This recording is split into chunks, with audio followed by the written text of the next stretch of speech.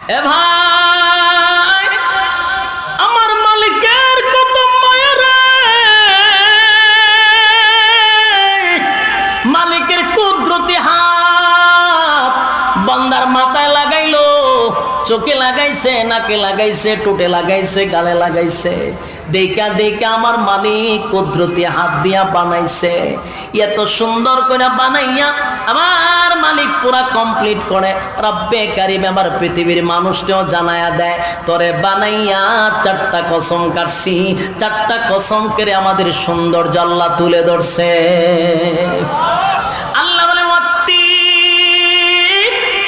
তিন ফলের কসম, জৈতুন, জৈতুন ফলের কসম, দুইটা ফলের কসম, দুইটা স্থানের কসম, তিন ফলের কসম, জৈতুন ফলের কসম, ওয়া তুরে সিনিনা, সিনাই পর্বতের কসম, ওয়া হাযাল বালাদিল আমিন, এর পবিত্র নগরীর কসম, মক্কা নগরীর কসম।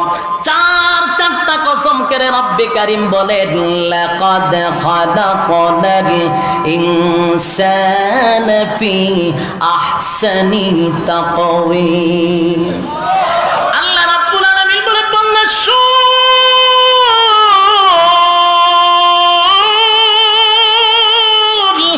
তোরে বানাইয়া আমি আল্লাহ চারটা কসম করছি রে, চারটা কসম করছি, চারটা কসম করছি। তারপরে বলছি তোরে সবচেয়ে সুন্দর বানাইছি বান্দা, তোরে সবচেয়ে সুন্দর বানাইছি। যুবক ভাইরা, আমি আপনাদের কাছে জানতে চাই, আসমান জমিন বানাইয়া আল্লাহ কসম করে নাই যে এত সুন্দর করে বানাইছি? আমরারে বানাইয়া চারটা কসম কারলো, শুধু সুন্দর না, সৃষ্টি জগতের শ্রেষ্ঠ আমাদেরকে আল্লাহ বানাইছে। আল্লাহ রাব্বুল আলামিন বলেন, হাবিব আপনি কান্দেন না, চোখের পানি আপনি মুছে ফেলেন, আমি জানি গো আপনার দিলে অনেক কষ্ট। আল্লাহর নবী বলেন, মালিক রে, মানুষ আমারে গালি দেয় এই জন্য কান্দি না, আমি দিনের দাওয়াত লইয়া গেলে মানুষ আমারে ঢিল মারে, রক্তাক্ত করে, কষ্ট লাগে না, কারণ আপনার দিন প্রচার করতে গিয়া যদি আমার শরীরের রক্ত জড়াইতে হয় আমি জড়াইতে রাজি, শাহাদাত বরণ করতে হইলে আমি 1000 বার রাজি, আমার কষ্ট লাগে না।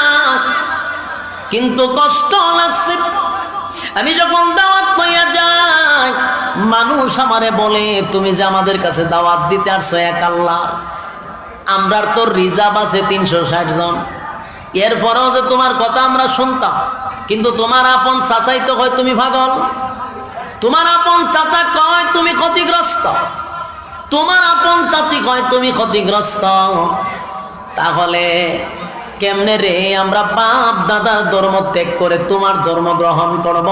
নিজের মানুষই তোমার বিরোধিতা করে।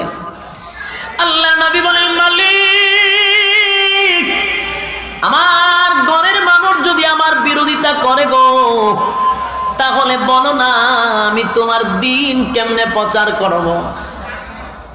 সেই ব্যথায় ব্যথিত হইয়া কান্দি। আল্লাহ বলেন, হাবিব কান্দেন না, মক্কা নগরীর মানুষ আপনাকে বলে আপনি ক্ষতিগ্রস্ত হয়ে গেছেন, আপনি ধ্বংস হয়ে গেছেন, আপনি কান্দেন না। আল্লাহ রাব্বুল আলামিন সাথে সাথে নবীরে সান্ত্বনা দেওয়ার জন্য, বেঈমানদের দাঁত ভাঙা জবাব দেওয়ার জন্য আমার তেলাওয়াতকৃত সূরা আসর নাযিল করে দেয়। আল্লাহ রাব্বুল আলামিন সূরা আসর নাযিল করেন, রব্বে কারীম সর্বপ্রথম বলেন, ওয়াল আস, সময়ের কসম। একটা কসম এই সূরার শুরুতে আল্লাহ করছেন, আর এই সূরার ভিতরে 4টা কর্মসূচি আমাদেরকে দিছে। বলুন কসম কয়টা? কসম একটা কর্মসূচি, কসম একটা কর্মসূচি। আল্লাহ রাব্বুল আলামিন বলেন, হাবিব এই সূরাটা আপনার কাছে আমি নাযিল করে জানায়া দিলাম, এই সূরাটা হলো একটা স্কেল, একটা মাপকাঠি। আগে নবীজি এটা একটা স্কেলের মতো, অথবা একটা মিটারের মতো, এটার মধ্যে কেউ যদি দাঁড়ায় মাপ দেয় তাহলে সে মাপ দিলে পরে অটোমেটিক পয়েন্ট উঠে যাবে কে ক্ষতিগ্রস্ত আর কে লাভবান। সাবারের বায়াত এটা এমন একটা সূরা 1400 বছর আগেও যদি নাজিল হয়ে থাকে তখনকার মানুষের জন্য আল্লাহ শুধু নাজিল করে নাই, কিয়ামত পর্যন্ত সমস্ত উম্মতি মুহাম্মদীর জন্য এই সূরা আল্লাহ নাজিল করছে।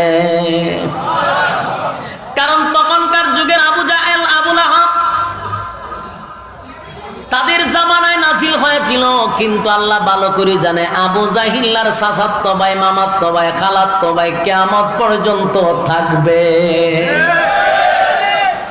আরেকটা কথা ভালো করে শুনেন, কুরআন নাজিল হয় তার বিশেষ কোনো কারণে, বিশেষ কোনো প্রেক্ষাপটে নাজিল হয়, কিন্তু তার হুকুমটা তাকে কিয়ামত পর্যন্ত। কথা হয় না দি? হুকুম তাকে কিয়ামত পর্যন্ত। এটা বোঝানোর জন্য একটা এক্সাম্পল দিই।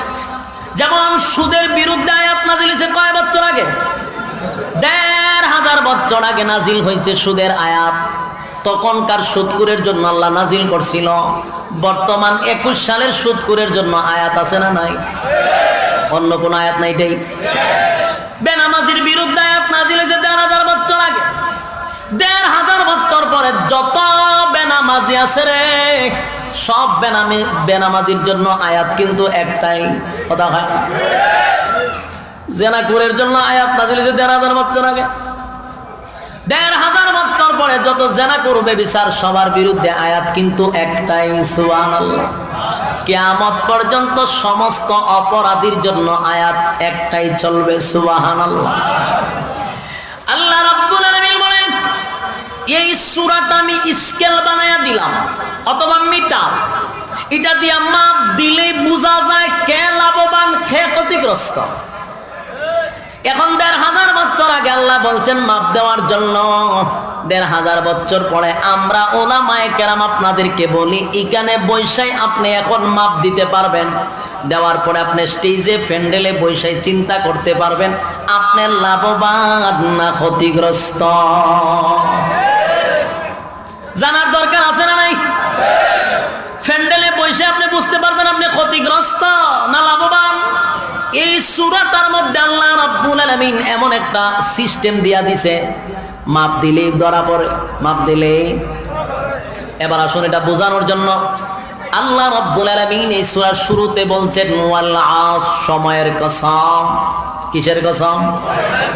আরে ভাই, আমার মালিক কসম করলো কেন গো?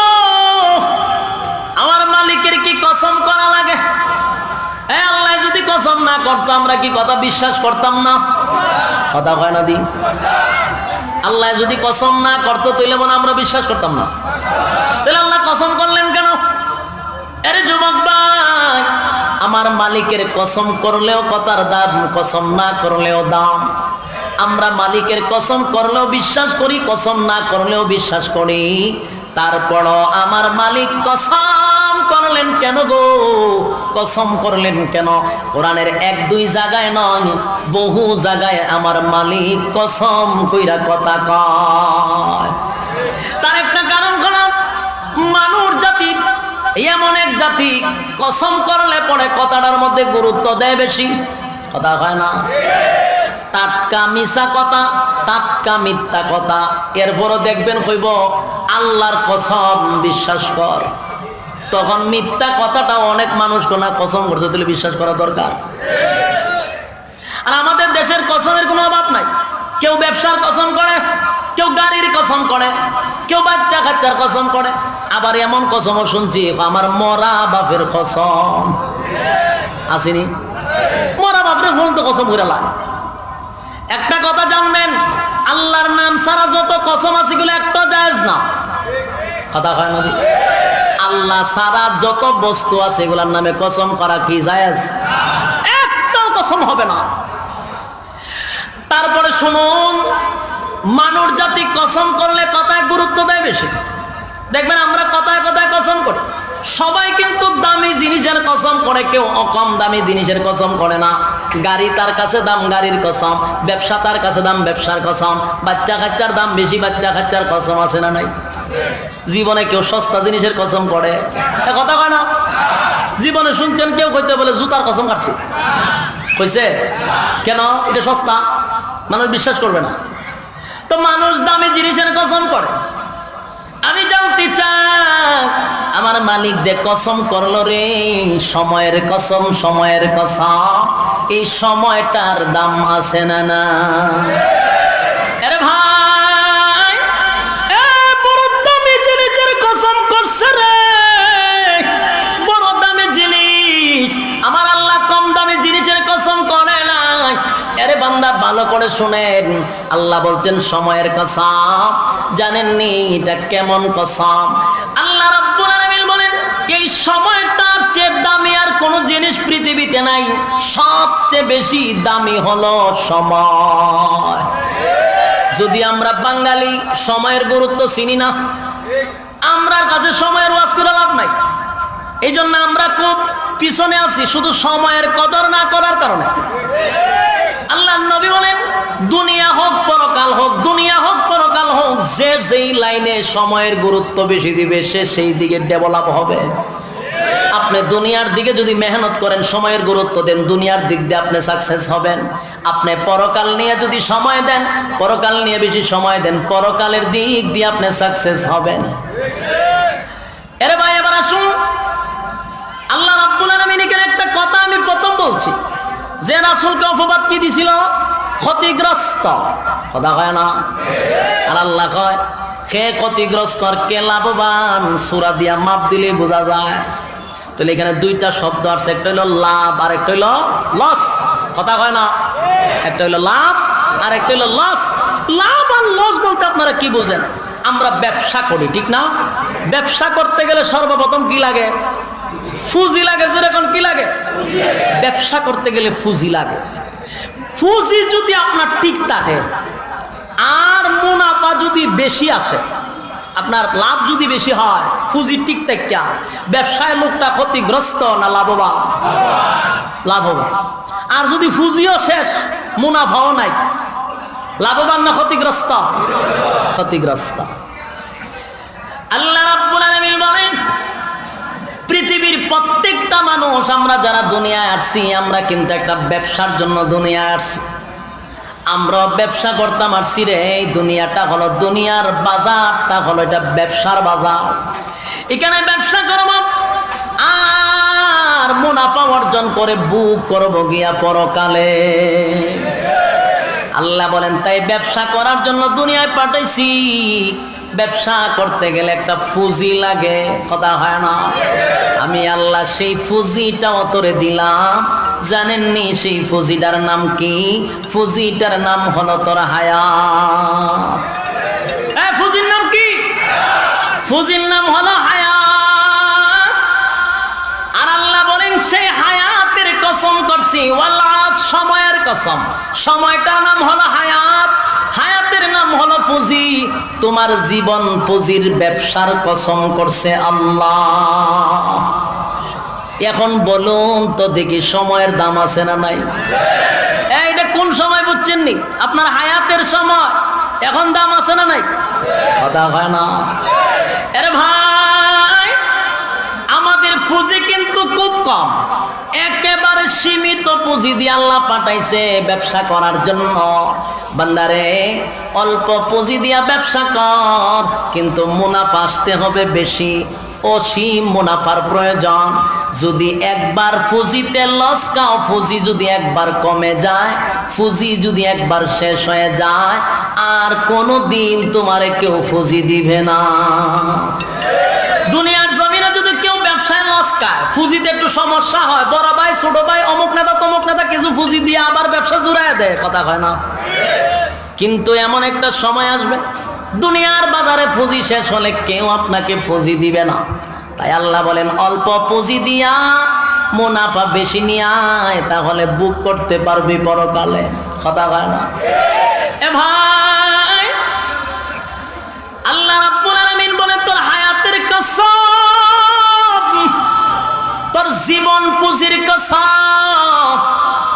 যুবক ভাই, আমরা যারা এখানে আছি, যাদের বয়স 60 বছর, যাদের 70 বছর, আমি গেলাম না 60 পর্যন্ত বলি, এখনকার জেনারেশন 60-এর উপরে গড়ে মিলায়া যায় না। আপনারা কি মনে হয়?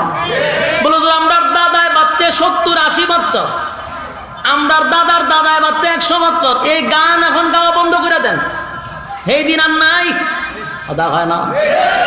আমরার বাবা হায়াত পাইছে বেশি, দাদায় পাইছে বেশি। যেমন আমরার বাংলাদেশের উলামায়ে কেরামদের মুখর ছিল আল্লামা আহমদ শফী সাহেব রহমাতুল্লাহ আলাইহি, 104 বছর পর্যন্ত উনি বুখারী শরীফ পড়াইছে।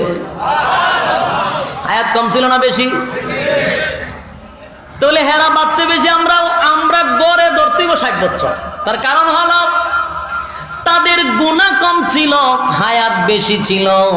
আমরার গুনাহ বেশি, হায়াত কম। আমরা গুনাহ করতে করতে পিএইচডি করছি, সুতরাং পিএইচডি করতে করতে হায়াত কমাই লিছি। আর তাদের গুনাহ কম, মালিক তাদেরকে হায়াত বাড়ায়া দিছে। তাই এখনকার জেনারেশন 60 বছরের উপরে যায় না। তাই আমি একটা এক্সাম্পল দিই, 60 পর্যন্ত যাদের বয়স হয়, অথবা মনে করেন আমার বয়স 30 বছর, যাদের এখানে বলুন তো দেখি, যাদের বয়স 30 আর বাকি আছে কত? কথা হয় না? গড়ে যদি 60 হয়, আমার বয়স যদি 30 হয়, বাকি আছে কত? 30 বছর। তার মানে 50% ফুজি শেষ, কথা হয় না? 50% ফুজি শেষ। যাদের বয়স 40 আছে কত? প্রায় 80% ফুজি গেছে গা। এখন তুমি এখানে বৈশা চিন্তা করো, অথবা বালিশের সঙ্গে মাথা লাগায় চিন্তা করো, ফুজি কিন্তু শেষ। ব্যবসায় কতটুক লাভবান হইছ? কথা হয় না? তুমি কতটুক লাভবান হইছ, বালিশের সঙ্গে মাথা লাগায় যখন হিসাব মিলাইবা, দেখবা ব্যবসায় লাভবান নয়, ক্ষতিগ্রস্ত। কথা কন না কা? আরে ভাই, 30 বছর হয়ে গেল গো, আর মাত্র 30টা বছর যদি থাকে রে, তাহলে 50% আমাদের পুঁজি শেষ। আল্লাহ বলছেন, জীবন পুঁজির কসম কাটছি, বান্দা তোরা ক্ষতিগ্রস্ত, ক্ষতিগ্রস্ত, ক্ষতিগ্রস্ত। আল্লাহ গোটা পৃথিবীর মানুষকে বলেন, তোরা ক্ষতিগ্রস্ত। 4টা কাজ যারা করবি তারা ব্যতীত। আরে ভাই, তাহলে হিসাব মিলান। ব্যবসা তো করছেন 30 বছর, যাদের 30 বছর ব্যবসা করছেন, যাদের 40 বছর হয়ে গেল, 40 বছর পর্যন্ত ব্যবসা করছেন। এখন ব্যবসার শেষে একটা হিসাব আছে না নাই? এখন হিসাব মিলান ক্যালকুলেটর দিয়া। 40 বছর চলে গেল, আছে মাত্র 20 বছর। ব্যবসার তো পুঁজি অর্ধেকের বাহিরে শেষ। 80% পুঁজি শেষ হয়ে গেল, 20% দিয়া বাকি ব্যবসায় লাভবান হইবেন না ক্ষতিগ্রস্ত?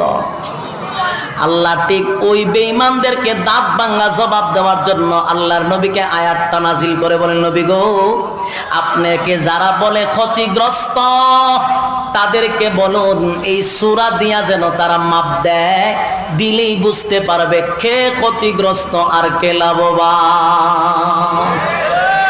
আরে ভাই, এই আয়াত নাজিল হয়েছে 1500 বছর আগে রে।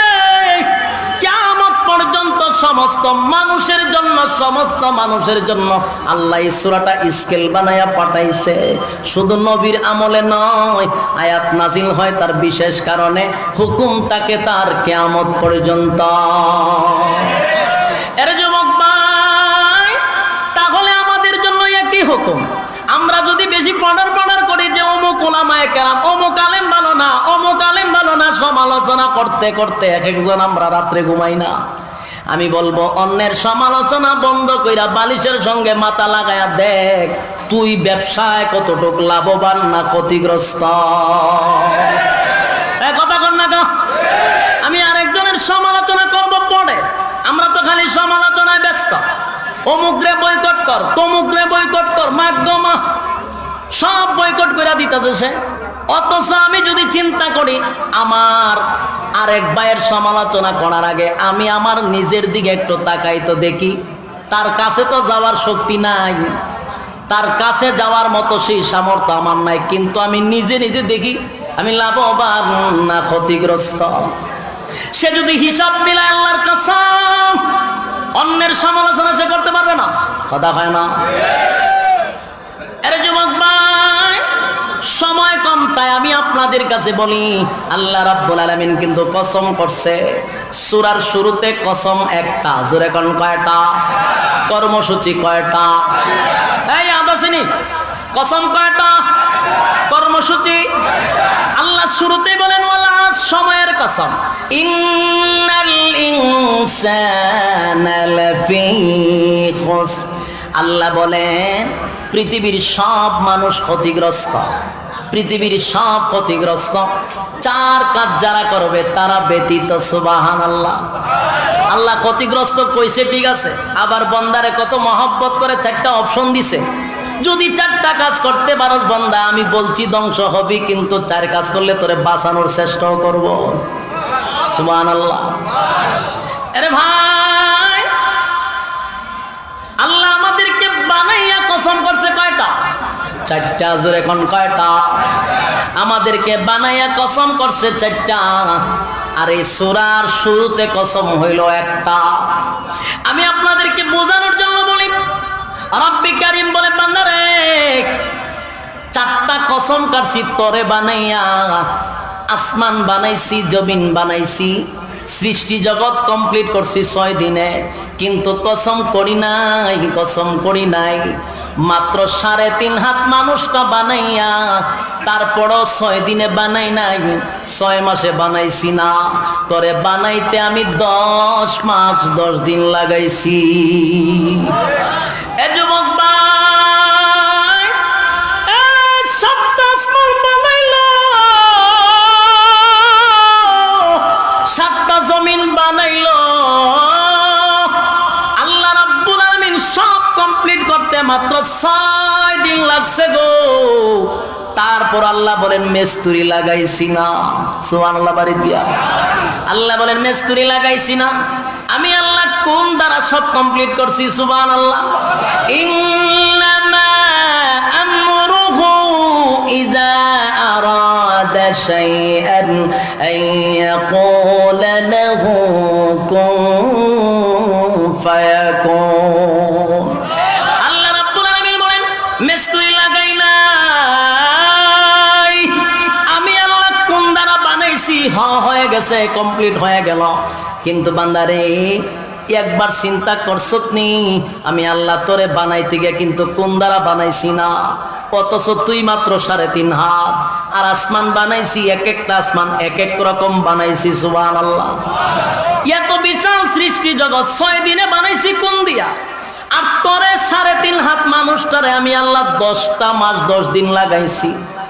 তারপর কোন দিয়া বানাইছি না, আমি আল্লাহ তোরে বানাইছি তোর গলার থেকে নিয়ে পায়ের তলা পর্যন্ত মিস্ত্রি দিয়া বানাইছি, আর তোর মাথাটা আমি আল্লাহর কুদরতি হাত দ্বারা বানাইছি। এ ভাই, আমার মালিকের কত মায়া রে, মালিকের কুদরতি হাত বান্দার মাথায় লাগাইলো, চোখে লাগাইছে, নাকে লাগাইছে, ঠোঁটে লাগাইছে, গালে লাগাইছে। দেখা দেখা আমার মালিক কুদরতি হাত দিয়া বানাইছে। এত সুন্দর করে বানাইয়া আমার মালিক পুরা কমপ্লিট করে রব্বে কারীম আমার পৃথিবীর মানুষকেও জানায়া দেয়, তোরে বানাইয়া 4টা কসম কাটছি। 4টা কসম করে আমাদের সৌন্দর্য আল্লাহ তুলে ধরছে। আল্লাহ বলে 3 ফলের কসম, জৈতুন, জৈতুন ফলের কসম, 2টা ফলের কসম, 2টা স্থানের কসম, 3 ফলের কসম, জৈতুন ফলের কসম, ওয়া তুরে সিনিনা, সিনাই পর্বতের কসম, ওয়া হাযাল বালাদিল আমিন, এর পবিত্র নগরীর কসম, মক্কা নগরীর কসম। 4টা কসম করে রব্বে কারীম বলে লাকাদ খালাকনাল ইনসানা ফি আহসানি তাকওয়িম। আল্লাহ রাব্বুল আলামিন বলে বান্দা শোন,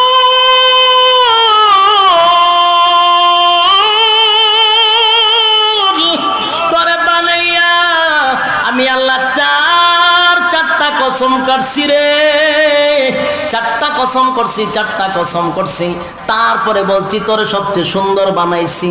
বান্দা তোরে সবচেয়ে সুন্দর বানাইছি।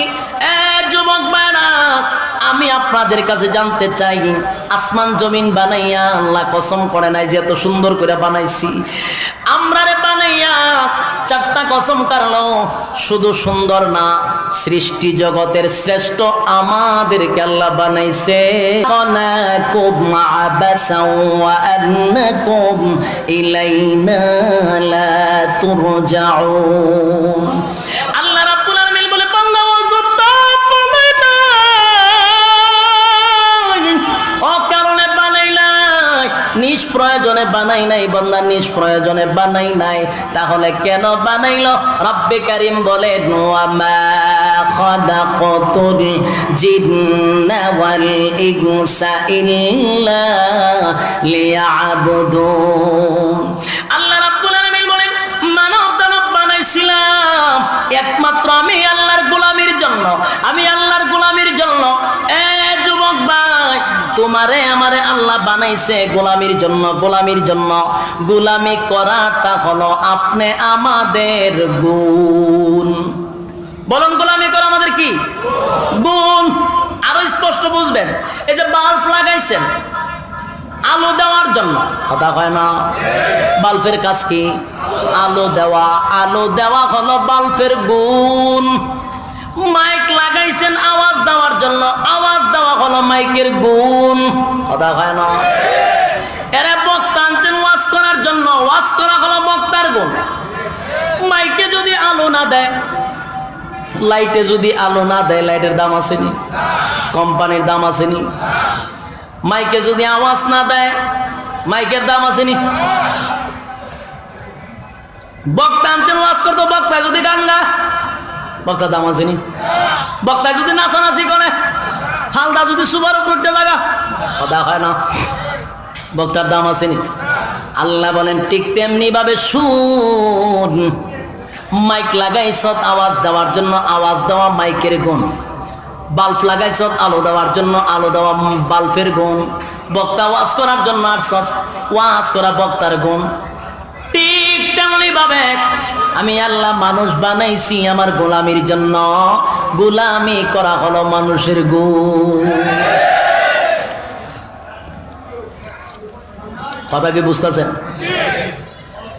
এখন যদি গোলামি না করস, আলো না দিলে যেমন লাইটের দাম নাই, আওয়াজ না দিলে মাইকের দাম নাই, আল্লাহ কয় তুই গোলামি না করলে তোর 4 পয়সার দাম নাই। আল্লাহ বলেন, কুকুর বিড়ালের দাম আছে কিন্তু তোর দাম নাই। উলাইকা কাল আনআমি বাল হুম আদাল। উলাইকা কাল আনআম যদি আল্লাহ কইতো তাও ভালো আছেন, কিন্তু পরের অংশে আল্লাহ গিয়া বলেন বাল হুম আদাল, তোরা এর শিকার নিকৃষ্ট। তার মানে কুত্তা বিলের সমান না, আমরা এর শিকারও খারাপ, কথা হয় না? এরে ভাই, আল্লাহ বলে, বান্দারে সৌন্দর্য তোরে দান করলাম, সম্মান তোরে দিলাম, সম্মান দিলাম, সুন্দর দিলাম, গোলামির জন্য তোরে বানাইলাম। কিন্তু বান্দা গোলামি বাদ দিয়া বন্দার মন গড়া জিন্দেগি চালায়। বন্দা তো সময় নাই, কথা হয় না? যদি কয় হুজুর আসেন না, ইমাম সাহেব ডাক দেয়, মাদ্রাসার হুজুর ডাক দেয়, আসেন না নামাজে যায়, হুজুর সময় নাই, খুব ব্যস্ত, খুব ব্যস্ত, কথা হয় না? খুব ব্যস্ত, সময় নাই। ওয়াজ মাহফিলে আসেন, সময় নাই, খুব ব্যস্ত। যেই ছেলেটা বলল হুজুর নামাজে যাওয়ার সময় নাই, মাহফিল আসার সময় নাই, ঠিক তারে দেখা যায় বিপিএল আইপিএল ঘন্টার পর ঘন্টা সময় দেয়। যে কয় নামাজে সময় নাই, ওয়াজের সময় নাই, অথচ তারে ঘন্টার পর ঘন্টা আপনি ফেসবুকও পাইবেন, কথা হয় না? মাগজমের ফেসবুক সারাদিন এটা খতম না করে ঘুমায় না, ফজর পর্যন্ত লিতেইতা করে, কথা হয় না? এটার মধ্যে সময়ের অভাব নাই, সময় নাই শুধু আল্লাহর বেলায়। যুবক ভাই, আমি আপনাদেরকে আগেই বলছি, ফুজি কিন্তু খুব কম, কথা হয় না? এই পৃথিবীটা আমাদের থাকার জায়গা নাই, না কেউ থাকতে পারছে, কথা হয় না? এই পৃথিবীর থাকার জায়গা না, ফুজি কম, যাওন লাগবো না থাকার কোনো সম্ভাবনা আছে? কেউ থাকতে পারবো না। আমার আগে এই বাড়িতে বাস করেছে অনেক জন, তারাও গেছে, আমিও যাব, রইব না আর বেশিক্ষণ। আমার আগে বাবা গেল, দাদা গেল, আমিও যাব, এর মধ্যে কোনো সন্দেহ নাই। কিন্তু আমরার হালত, আমাদের সুরত দেখলে বোঝা যায় না আমরা যাব। কথা হয় না? আমরা বাপসাপ দেখলে আমরা যাবো যে বোঝা যায়, কিন্তু আমরা যাইতাছি। কথা হয় না? আমরা যাইতেছি কেমনে? আমরা মাহফিলতে একজনের টান দিয়ে যদি আমার গাড়ি তুলে দিই, জোর কইরা দরজা লাগাই লাই, হেটা জানালা খুললা, ভাই আমি যাইতাম না তো, আমি যাবো না, এটা চিল্লাইতে যায়। আমি কিন্তু এর ভিতরে উঠান দিয়ে বাইরে গেছি গা। বলুন হ্যাঁ যাইতাছি নি, কিন্তু এ কি কর যাবো না, বলুন যাইতেছি নি। হে তো কয় যাইতাম না, কিন্তু হে যেমন লাগে না, গাড়ি যাইতেছে। কথা কয় না? হে কয় যাবো না, কিন্তু গাড়ি যাইতেছে। ঠিক আমরাও দুনিয়াতে এসে বলি যাবো না, আল্লাহ কয় যেমন লাগতো না, গাড়ি থাক, তোর হায়াতের গাড়ি যাইতেছে। কথা কয় না? তোর যাওয়া লাগবে না, তোর হায়াতের গাড়ি প্রতি সেকেন্ডে যাইতেছে। হেতে আমরা গানও বইয়া থাকলো গাড়ি যায়, মাহফিলে বসে থাকলো গাড়ি যায়, মসজিদে বইলো গাড়ি যায়, দুগান ফাটে গিবত করলো গাড়ি যায়। কথা কয় না? গাড়ি চলছে। যেখানে গিয়ে দাঁড়াইব, এটা আপনার জীবনের শেষ স্টেশন। কথা কয় না? এই জন্য আমি বলি আমাদের ফুজি কিন্তু খুব কম, থাকবো না, এটা সত্য। চলে যেতে হবে, টাকার জায়গা না। আজকে যারা এই পৃথিবীতে ক্ষমতা পাইয়া ক্ষমতার অপব্যবহার করে, শক্তি আছে, যৌবন কাল, এখন সে কাউরে কিছু মনে করে না। আবার পাইছে ক্ষমতা, মাধ্যমা, বড় ভাই আছে, ছোট ভাই আছে, পাতি নেতা, ছাতি নেতা, কাঠ নেতা, কত নেতা আছে না নাই? তার শরীরে আলাদা একটা পাওয়ার আছে, সে নিজেরা অনেক কিছু মনে করে। আল্লাহ কয় রে নাচানাচি করার একটা সুযোগ দিছি, প্রত্যেকের একটা টাইম দিছি। কি দিছে? সময়। কথা হয় না? আল্লাহ সময়ের কসম করে কয় সময় দিছি তো, প্রত্যেকের একটা সময় দিছি। সময়ের বাইরে গিয়ে নাচানাচি করা সম্ভব না। যারা আকাম কুকাম, দিনের কাম রাত্রের কাম, সব কামই যারা করে, আমরার কাছে হুজুর আপনারা বুদ্ধা দিতার নেরফে টাকা পড়তো, আমরা কইলাম এ কিতা ফেরাউনের বেশি করে লাইছে। ফেরাউনের 90,000 শিশু জবাই করে নীল নদে বাসায় দিছে। আল্লাহ ফেরাউনের একটা সুযোগ দিছে, কারণ তাতে একটা সময় নির্ধারণ করা আছে। এই সময় পর্যন্ত নাচানাচি ফালাফালি যা করার করে করে লাভ, সময় শেষ লাফালাফি। যেমন কিছুদিন আগে আমরা বাংলাদেশে একজন মিস্টার টাকলু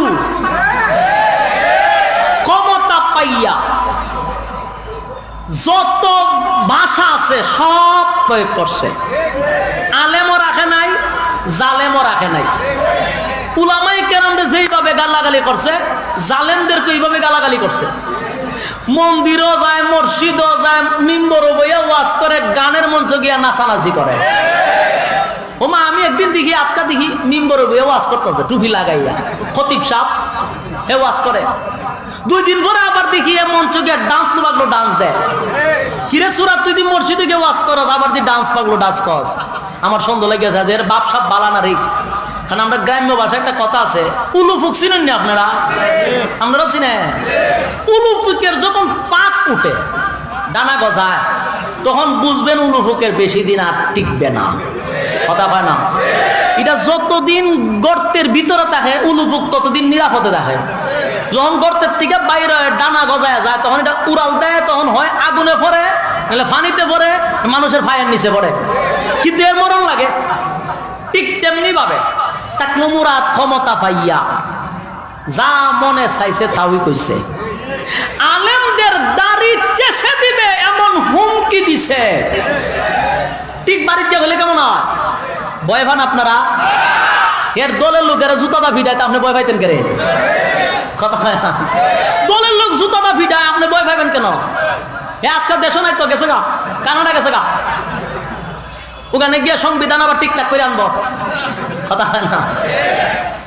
আমি আপনাদেরকে বোঝানোর উদ্দেশ্য হইল, আরে ভাই একটা সময় আছে, প্রত্যেকটা একটা আল্লাহ সময় দেয়। এর একটু সময় দিছি না আল্লাহ, মাধ্যমায় সময় পাইয়া জেলারা ছাড়া শুরু করছে। এ উলামায়ে কেরামদেরকে গনেই না। কথা খায় না? ব্রাহ্মণবাড়িয়া নিয়ে কথা কয়, যেখানে আলেম ওলামার একটা রাজধানী, বাউন বেড়া বলে উড়াই লিব, কি এর চরমুনাই, কি এর পিসাব, কি এর সাইদি যা আছে সবাই মানে গালাগালি করছে। আল্লাহ হয় তোর নাচানাচি শেষ, এমন একটা সিস্টেম লিক হইছে যেটার কারণে ইজ্জত শেষ। মন্ত্রিত্ব গেছে নি, অনেকে আবার ধন্যবাদ দেয় মাননীয় প্রধানমন্ত্রীকে, আমি আবার এইদিকে একমত না। কেন একমত না? এখানে ধন্যবাদের আমি কিছু দেখি না। কারণ আমরা যে সময় দাড়ি চাচ্ছা দিব উলামায়ে কেরামরা বলছিল, তখন আন্দোলন আমরা করছিলাম, তখন পদত্যাগ করে নাই। যখন ইসলামের বিরুদ্ধে কথা বলছে, রাষ্ট্রের বিরুদ্ধে কথা বলছে, বিসমিল্লাহ উঠায় দিবে এমন কথা বলছে, তখন তাকে সরায়া দেয় নাই। এখন সরাইছে ইজ্জত বাঁচাইতে গিয়া। এখানে আমরা তো একবারে মুবারকবাদ ধন্যবাদ কোনো প্রয়োজন মনে করি না আমি।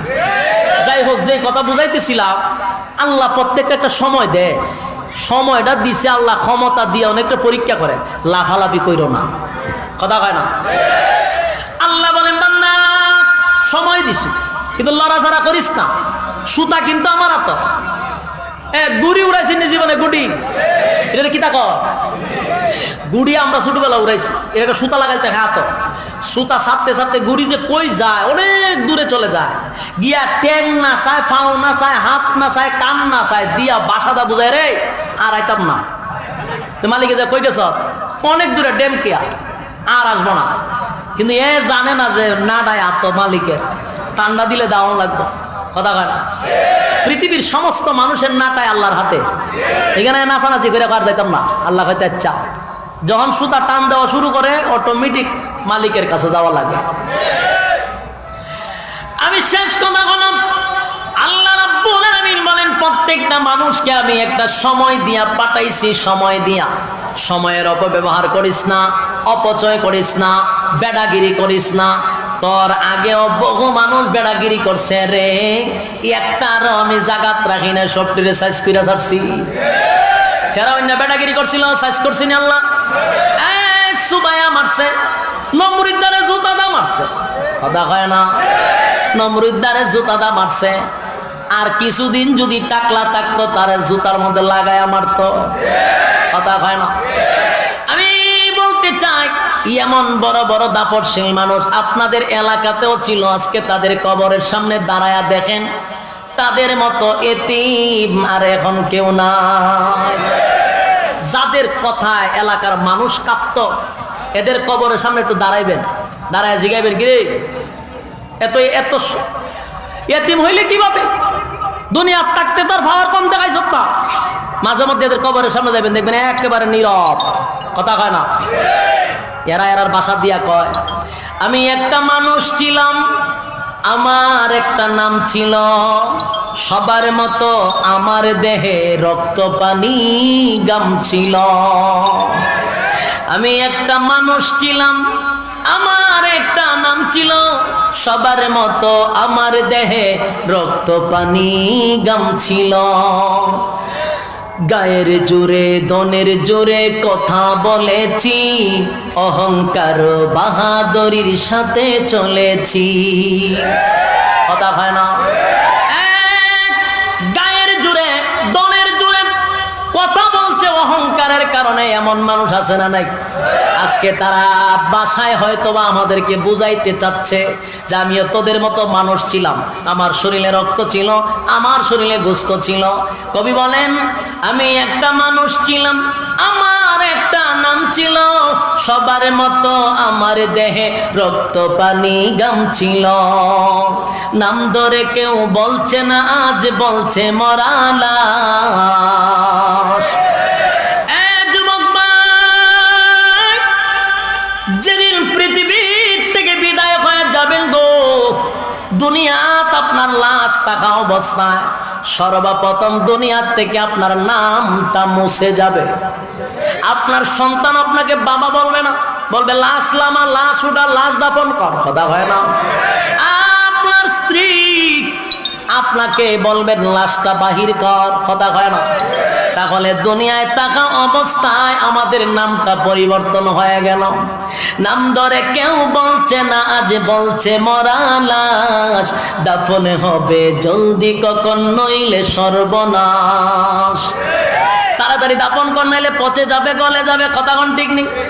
নাম ধরে কেউ বলছে না, আজ বলছে মরা লাশ। দাফনে হবে জলদি কখন, নইলে সর্বনাশ। রাত্রে সবাই আমার ঘরে লাশের ভয়ে কাঁপছিল, রাত্রে সবাই আমার ঘরে লাশের ভয়ে কাঁপছিল। যে স্ত্রীকে নিয়া, যেই সন্তানগুলিকে নিয়ে একই রুমে রাত্রে কাটাইলেন, একই রুমে ঘুমাইলেন, আপনি মারা যাওয়ার পরে আপনার মহব্বতের স্ত্রী পর্যন্ত রাত্রের বেলায় আপনার ঘরের ভিতরে যায় না গো, কয়খানে লাশ ছিল। তাহলে আমার প্রশ্ন হল, রব্বে কারীম, আপনি আমারে দুনিয়ায় পাঠাইছে কি টাকার জন্য? একে একে সবাই যেতে হবে, কেউ থাকবো না, কেউ থাকবো না, চলে যেতে হবে। কিন্তু এমন জীবন গঠন করতে হবে, আমি মরলে আমার জন্য জানে এলাকার মানুষ কান্নার রোল পড়ে যায়, আর আমি হাসতে হাসতে যেন মৌলার জান্নাতে যাই। এমন জীবন করিয়া গঠন, মরিলে হাসিবে তুমি, কাঁদিবে ভুবন। এমন জীবন করিও না গঠন, মরিলে কাঁদিবে তুমি, হাসিবে ভুবন। এমনও সমাজের মানুষ আছে, মারা গেলে মানুষ হয় আল্লাহর উপরে ঠাড়া পড়ছে। কথা হয় না? এ টাকলু মুরাইদা যদি মারা যায়, মাঝি নারিল্লা কইব আলহামদুলিল্লাহ কইব। কথা হয় না? মানুষ খুশি হবে কেন? মানুষের কলিজায় আঘাত দিছে। আর আমাদের আল্লাহ মাহমুদ শফি সাহেব দুনিয়ার থেকে বিদায় হয়ে গেল, কাসিম সাহেব দুনিয়ার থেকে বিদায় হয়ে গেল, আশরাফ আলী সাহেব বিদায় হয়ে গেল, জুবাইর আহমদ আনসারী সাহেব বিদায় হয়ে গেল, এর যুবক ভাই তাফাজ্জল হবিগঞ্জি সাহেব দুনিয়ার থেকে বিদায় হয়ে গেল, বাবুনগরী সাহেব বিদায় হয়ে গেল।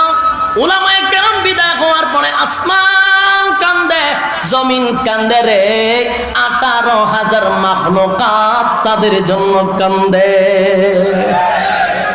কারণ তারা এমন একটা জীবন গঠন করছে, তারা হাসতে হাসতে মওলার জান্নাতে চলে গেল, আর আমরা পৃথিবীর মানুষ তাদের জন্য কান্দি।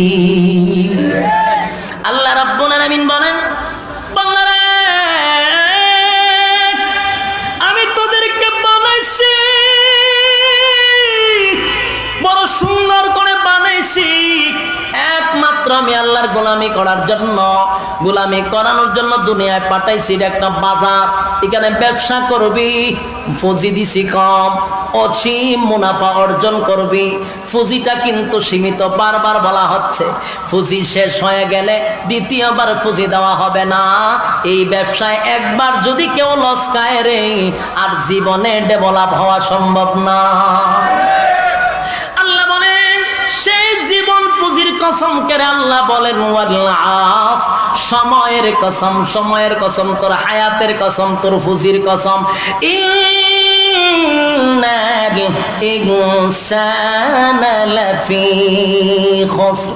আল্লাহ বলেন সমস্ত মানুষ ক্ষতিগ্রস্ত। ইল্লাল্লাযীনা আমানু ওয়া আমিলুস সালিহাতি ওয়া তাওয়াসাউ বিল হাক্কি ওয়া তাওয়াসাউ বিস সাবর। আল্লাহ রাব্বুল আলামিন বলেন, চারটা কর্মসূচি তোদেরকে দিলাম, চারটা কর্মসূচি যদি পালন করতে পারস, আমি আল্লাহ ওয়াদা দিলাম তোদেরকে আমি জান্নাত দিব। আসুন, চারটা জিনিস। এক নাম্বার জানার দরকার আছে না নাই? এক নাম্বার হলো ঈমান। জোরে কোন এক নাম্বার কি? এক নাম্বার হলো ঈমান। এ যুবক ভাই, আমি যদি আপনাদেরকে বলি ঈমান কারে কয়, অনেক মানুষ বলতে পারবে না, তাই আমি লজ্জা দিলাম না। ঈমান জানা কি নফল না সুন্নত না ফরজ? ঈমান জানা ফরজ। অনেক মানুষ ঈমান জানে না, তাই দিকে গেলাম না, ব্যাখ্যা দিলে লম্বা সময়, সময় শেষ। এক নাম্বার হলো ঈমান কার উপরে? আল্লাহর উপরে ঈমান। আর আল্লাহ কয়জন? আল্লাহ রাব্বুল আলামিন বলেন এক নাম্বার ঈমান। দুই নাম্বার হলো নেক আমল। নেক আমল করতে হবে, বদ আমল নয়, নেক আমল। তিন নাম্বার হলো বান্দারে হক কথা বলতে হবে। হক কথা তিতা না মিঠা? মারাত্মক তিতা, আমার বমি আয় পড়ে এমন তিতার তিতা হক কথা, কিন্তু আল্লাহ কয় তিতা হইলেও এটা বলা দরকার। তিন নাম্বার হলো হক কথা। আর চার নাম্বারে আল্লাহ রাব্বুল আলামিন বলেন ধৈর্য। চার নাম্বারে কি? আরো জোরে। এক নাম্বার ঈমান, দুই নাম্বার নেক আমল, তিন নাম্বার হলো হক কথা, চার নাম্বার হলো ধৈর্য। চার নাম্বারে ধৈর্যের কথা কেন বললেন? তাফসীর কারকরা বলেন চার নাম্বার হলো ধৈর্য। ধৈর্য যদি কারো ভিতরে থাকে তাহলে তিনটা কাজ তার দ্বারাই করা সম্ভব। আল্লাহ রাব্বুল আলামিন আমাদেরকে এই কথাগুলির উপরে, চারটা কর্মসূচির উপরে আমল করার তৌফিক দান করুক। আমিন কোন।